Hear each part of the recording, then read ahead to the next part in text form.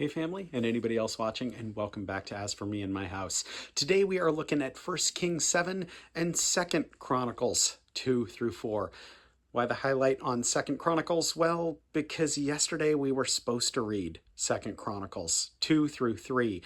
Today originally we were going to look at two chapters, but I read 1 Chronicles 2 and 3. So today we are going to cover 2 Chronicles 2 through 4, so we're adding all that together. Today's is going out to Meg, and we are looking at the temple. Yesterday we were looking at the lineage in God's temple, lineage mistakenly, and God's temple being built. Today we're going to be looking more of the temple, but also its furnishings, and then also Solomon's palace. And we'll talk about that because it's pretty interesting. It's something that I kind of get a little up in arms about, and I probably shouldn't. So we'll talk about that. But again, 1 Kings 7, 2 Chronicles 2 through 4 today. So, 1 Kings 7. It took Solomon 13 years, however, to complete the construction of his palace. He built the palace of the forest of Lebanon 100 cubits long, 50 wide, and 30 high, with 4 rows of cedar columns supporting trimmed cedar beams.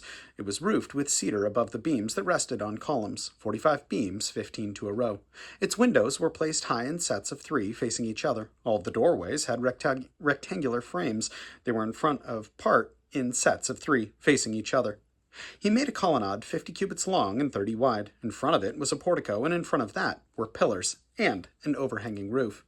He built the throne hall, the hall of justice, where he was to judge, and he covered it with cedar from floor to ceiling, and the palace in which he was to live, set further back, was similar in design. Solomon also made a palace like this hall for Pharaoh's daughter, whom he had married. All these structures, from the outside of the great courtyard and from foundation to eaves, were made of blocks of high-grade stone cut to size and trimmed with saw on their inner and outer faces. The foundations were laid with large stones of good quality, some measuring 10 cubits and some 8. Above were high-grade stones cut to size and cedar beams. The great courtyard was surrounded by a wall of 3 courses of dressed stone and 1 course of cedar trimmed cedar beams, as was the inner courtyard of the temple of the Lord, with its portico. King Solomon sent to Tyre and brought Huram, whose mother was a widow from the tribe of Naphtali, and whose father was a man of Tyre, a craftsman in bronze. Huram was highly skilled and experienced in all kinds of bronze work. He came to King Solomon and did all the work assigned to him. He cast 2 bronze pillars, each 18 cubits high and 12 cubits around, by line. He also made the 2 capitals of cast bronze to set on the tops of the pillars. Each capital was 5 cubits high. A network of interwoven chains festooned the capitals on top of the pillars, 7 for each capital. He made pomegranates in 2 rows encircling each network to decorate the capitals on top of the pillars. He did the same for each capital. The capitals on top of the pillars in the portico were in the shape of lilies, 4 cubits high.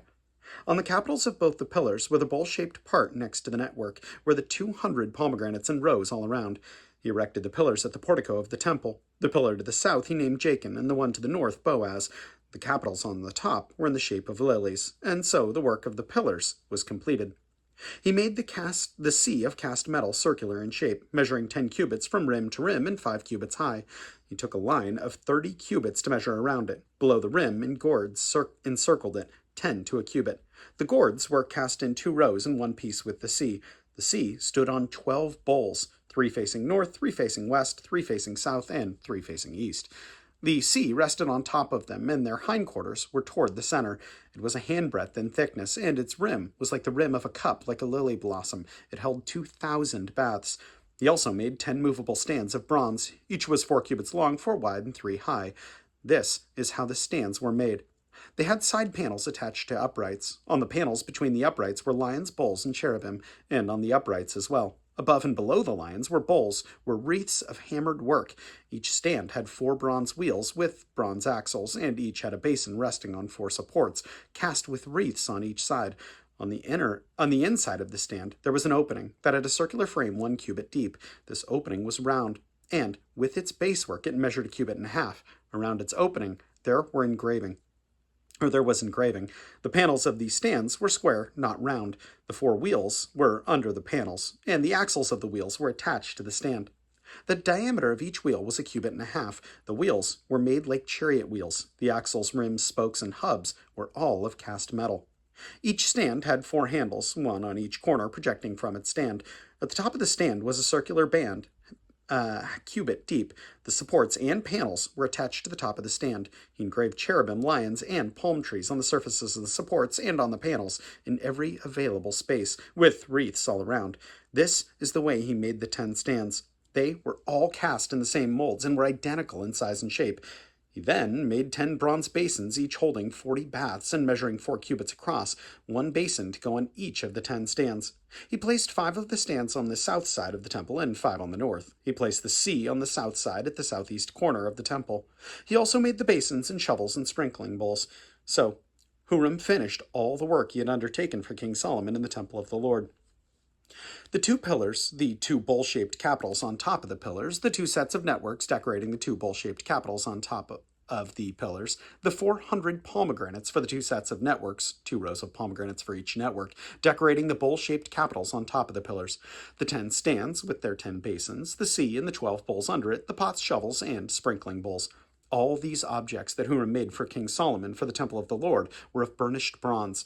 The king had them cast in clay molds in the plain of the Jordan, between Succoth and Zarethan.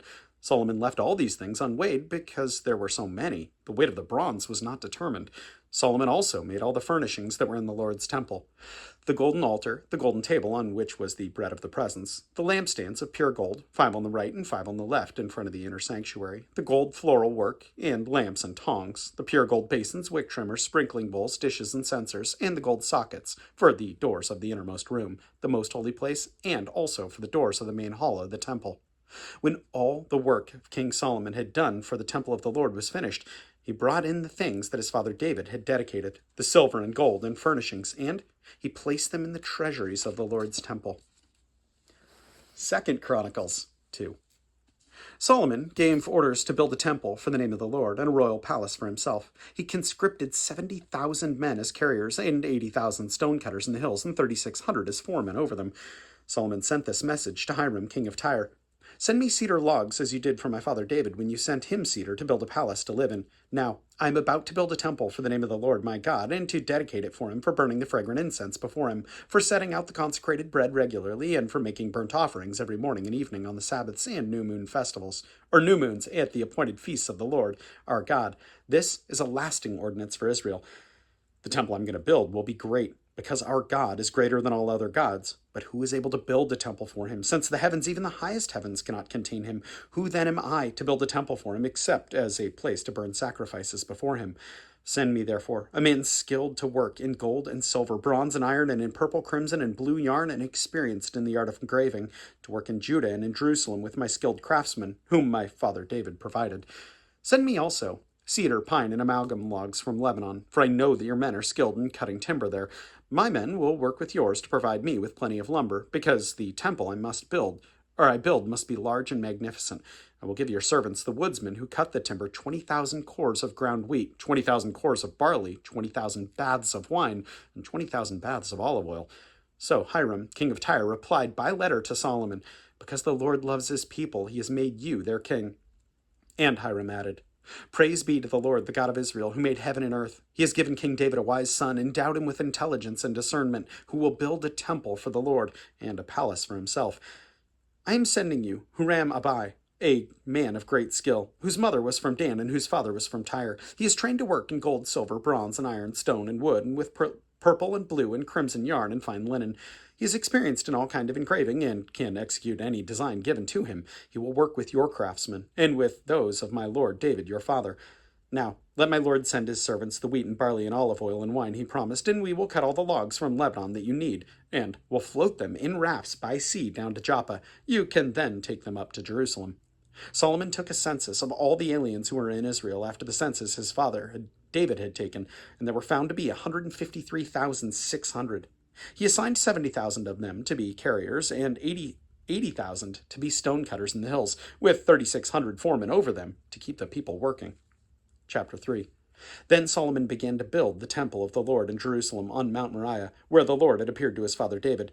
It was on the threshing floor of Araunah the Jebusite, the place provided by David. He began building on the 2nd day of the 2nd month in the 4th year of his reign.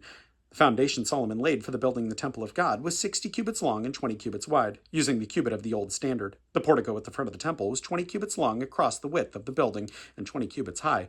He overlaid the inside with pure gold. He paneled the main hall with pine and covered it with fine gold and decorated it with the palm tree and fine and chain designs. He adorned the temple with precious stones, and the gold he used was gold of Paravim. He overlaid the ceiling beams, door frames, walls, and doors of the temple with gold, and he carved the cherubim on the walls. He built the most holy place, its length corresponding to the width of the temple, 20 cubits long and 20 cubits wide. He overlaid the inside with 600 talents of fine gold. The gold nails weighed 50 shekels. He also overlaid the upper parts with gold. In the most holy place, he made a pair of sculpted cherubim and overlaid them with gold. The total wingspan of the cherubim was 20 cubits. One wing of the first cherub was 5 cubits long and touched the temple wall, while its other wing, also 5 cubits long, touched the wing of the other cherub. Similarly, the one wing of the second cherub was 5 cubits long and touched the other temple wall, and its other wing, also 5 cubits long, touched the wing of the first cherub. The wings of these cherubim extended 20 cubits. They stood on their feet, facing the main hall. He made a curtain of blue, purple, and crimson yarn, and fine linen with cherubim worked into it. In the front of the temple, he had made 2 pillars, which together were 35 cubits long, each with a capital on top, measuring 5 cubits. He made interwoven chains and put them on top of the pillars. He also made 100 pomegranates and attached them to the chains. He erected the pillars in front of the temple, one to the south and one to the north. The one to the south he named Jachin, and the one to the north, Boaz. Chapter 4. He made a bronze altar, 20 cubits long, 20 cubits wide, and 10 cubits high. He made the sea of cast metal, circular in shape, measuring 10 cubits from rim to rim, 5 cubits high, and it took a line of 30 cubits to measure around it. Below the rim, figures of bulls encircled it, 10 to a cubit. The bulls were cast in 2 rows in one piece with the sea. The sea stood on 12 bulls, 3 facing north, 3 facing west, 3 facing south, and 3 facing east. The sea rested on top of them, and their hindquarters were toward the center. It was a handbreadth in thickness, and its rim was like the rim of a cup, like a lily blossom. It held 3,000 baths. He then made 10 basins for washing and placed 5 on the south side and 5 on the north. In them, the things to be used for the burnt offerings were rinsed, but the sea was to be used by the priests for washing. He made 10 gold lampstands according to the specifications for them and placed them in the temple, 5 on the south side and 5 on the north. He made 10 tables and placed them in the temple, 5 on the south side and 5 on the north. He also made 100 gold sprinkling bowls. He made the courtyard of the priests and the large court of the doors for the court, and overlaid the doors with bronze. He placed the sea on the south side at the southeast corner. He also made the pots and shovels and sprinkling bowls. So Huram finished the work he had undertaken for King Solomon in the temple of God. The 2 pillars, the 2 bowl-shaped capitals on top of the pillars, the 2 sets of network decorating the 2 bowl-shaped capitals on top of the pillars, the 400 pomegranates for the 2 sets of networks, 2 rows of pomegranates for each network, decorating the bowl-shaped capitals on top of the pillars, the stands with their basins, the sea and the 12 bowls under it, the pots, shovels, meat forks, and all related articles. All the objects that Huram-Abi made for the king Solomon for the temple of the Lord were of polished bronze. The king had them cast in clay molds in the plain of the Jordan between Succoth and Zarethan. All these things that Solomon made amounted to so much that the weight of the bronze was not determined. Solomon also made all the furnishings that were in God's temple: the golden altar, the tables on which the bread of the presence, the lampstands of pure gold with their lamps to burn in front of the inner sanctuary as prescribed, the gold floral work, and lamps and tongs. They were solid gold. The pure gold wick trimmers, sprinkling bowls, dishes, and censers, and the gold doors of the temple, the inner doors to the most holy place, and the doors of the main hall. So again, looking at this great detail, I often read this stuff and I get, I don't know, there's that pride, and it's perfect. It's perfect that I look at this and have pride. Of course that makes sense, right? Looking at this, I tell myself, wow, Solomon did this amazing job on God's temple. He was obedient and made this beautiful temple for God. Only he made his palace bigger than the temple of God. And there's that bit of me in there that gets prideful and is like, I wouldn't have done that. And man, that is the craziest thing, to read this and to have pride in that and to recognize like, ooh, well, if it was me, I would have made my house smaller than the temple, or I wouldn't have spent so long making it that my palace took longer to make than God's temple.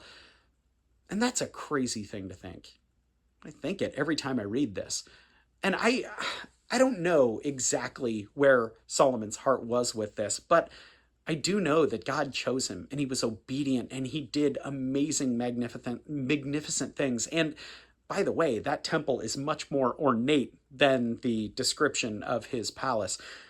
But it is frustrating to have that pride kind of sneaks in there. And I think that's one of the reasons why I'm glad today that when we look at that, Meg, that this one was for you, because I just look at the humility that you constantly show, and I'm so thankful for it. Man, it's easy to have pride in the dumbest things today. And I do. I have pride in the craziest, dumbest things. But all around me, I have people like you who have incredible humility. And you would probably laugh or scoff to hear that. But man, it's just in how you carry yourself and how you carry your business. And I'm so thankful for it.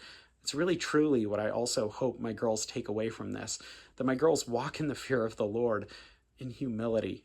It's something that doesn't necessarily come easy, and definitely doesn't come easy in this day and age. And sadly, I can say that because I'm a testament to it, but it's absolutely worth praying about. So let's do it. My God, I thank you for Meg. I thank you for all that she does for your kingdom, God, and I thank you for the humility that she has as she carries it out. God, please let us have a fear of you, God, and help us to operate within your will in humility, God, that we may not be prideful, that we may not think of ourselves better than we ought, God, but that we recognize that all have sinned and we have all fallen short of your glory, yet your love is so great, Lord. Once again, God, I thank you so much for Meg, and I thank you so, so much for your son. And it's in Jesus' name that we pray. Amen. Well, Meg, good grief. Love you tons. For anyone else watching, know that I appreciate you as well. And yeah, I will plan on seeing you next time. Have a good one.